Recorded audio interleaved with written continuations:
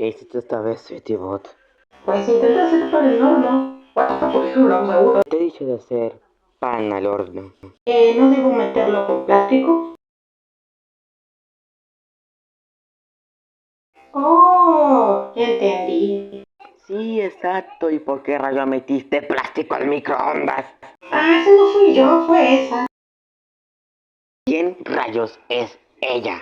Yo que tenía hambre, así que la ayudé. Para este punto ya ni me impresiona, Sweetie Bot. ¿Qué? ¿Que siempre hago una tontería? Sí, siempre hago una. Lo peor que la programé yo. Ten cuidado, eso es una bomba nuclear.